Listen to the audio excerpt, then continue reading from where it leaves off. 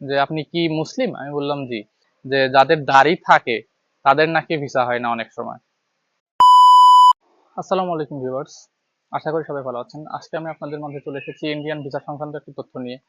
তো আমি যখন প্রথমবার রিফিউজ খাই পাসপোর্ট আনার সময়, তো ওই জায়গায় যারা সিকিউরিটি বলা যাবে না, ওই জায়গায় যত সম্ভব পরিচ্ছন্নতা কর্মী হতে পারে অথবা ওই জায়গার কোনো লোক, ভিতরের কোনো লোক হতে পারে, আমি অতটা দেখিও নাই, মানে ওনার মুখ অতটা মনে নাই। তবে তার সাথে আমার বলতেছে যে আপনার পাসপোর্ট কি হয়েছে? তো আমি বললাম যে না, আমার পাসপোর্ট পাইছি বাট ভিসা হয় নাই। তো বলতেছে কি ভিসা? আমি বললাম ডাবল এন্ট্রি ভিসা। তো আমারে বলতেছে কেন, আপনার ডকুমেন্ট ঠিক ছিল না? আমি বললাম ডকুমেন্ট তো ঠিক ছিল, আমি কয়েকজন এক্সপার্টে দিয়ে চেক করাইছি, বাট আমার তো তারা বলছে ডকুমেন্ট ঠিক আছে। তো আমি যতদূর বুঝলাম যে হয়তোবা আর 5টা লোকের মতো এখন ডাবল এন্ট্রি ভিসার যে ক্রাইসিসটা চলতেছে সেটার কারণে হয় নাই। তো উনি আমারে বলতেছে যে আপনি কি মুসলিম? আমি বললাম জি। বলতেছে একটা কথা বলবো যদি কিছু মনে না করেন? আমি বললাম জি বলেন। বলতেছে এখন তো ইন্ডিয়াতে ডাবল এন্ট্রি ভিসা এমনিতেও খুব কম হয়, তবে আমি যতদূর জানি, সে বলতেছে তার ভাষ্য যে আমি যতদূর জানি যে যাদের দাড়ি থাকে তাদের নাকি ভিসা হয় না অনেক সময়। তো আমি একটু এডিটেড ফিল করলাম যে এটা কি রকমের কথা? আমার দাড়ি আমার ব্যাপার, আমি অ্যাজ এ মুসলিম আমার তো দাড়ি রাখাটা সুন্নাহ।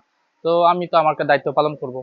তো আমার দাড়ির জন্য ভিসা কেন হবে না? তো আমি বলতেছি এটা কি ধরনের কথা? বলতেছে এটা আবার কাউরে বলিয়েন না। আমি বললাম এটা কারে বলবো আমি? আপনি কে আর আমি আপনারে চিনি না, আপনার বিষয়ে আমি কেন বলবো?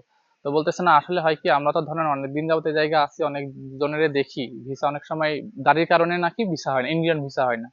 আমি বললাম এটা কোনো কথা? আমার দাঁড়িয়ে আমার নিজের ব্যাপার, এটা ভিসার কেন সমস্যা হবে?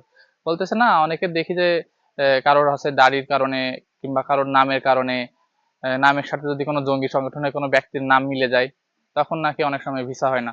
তো আমার নামের সাথে তো কোনো মিল নাই আমি যতদূর জানি। কারণ হইলে তো হয়তো বা প্রথমেই আমারে বাদ দিয়ে দিত।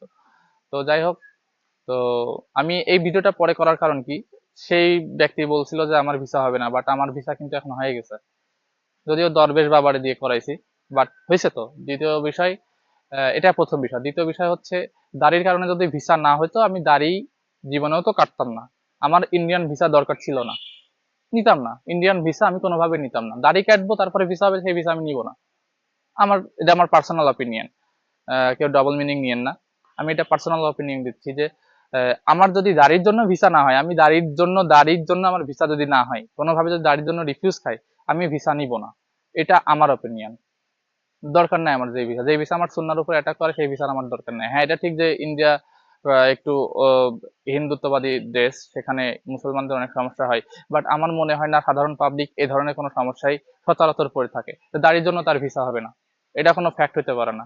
ভিসা দিবে না, এখন থেকে আমার মনে হয় তাদের একটা কজ দেখানো উচিত যে এই কারণে আপনার ভিসাটা হয় নাই। কারণ আমার সব ডকুমেন্ট থাকার পরেও ভিসা হয় নাই। আমি কিভাবে বুঝবো যে ভিসা কেন হয় নাই? কোনো আপনারে কি বলে ওটারে, কোনো ডকুমেন্ট দেয় না কিংবা কোনো এসএমএস ও দেয় না যে আপনার এই কারণে ভিসা রিফিউজ। ভিসা তো জানাই জানা ভিসা হয়েছে কি না হয়েছে, এটা জানার কোনো পরিবেশ রাখে নাই তারা। মানে ইন্ডিয়ার ভিসা পাওয়া আমেরিকার ভিসা পাওয়া সে থেকেও কঠিন হয়ে গেছে এখন এই অবস্থা।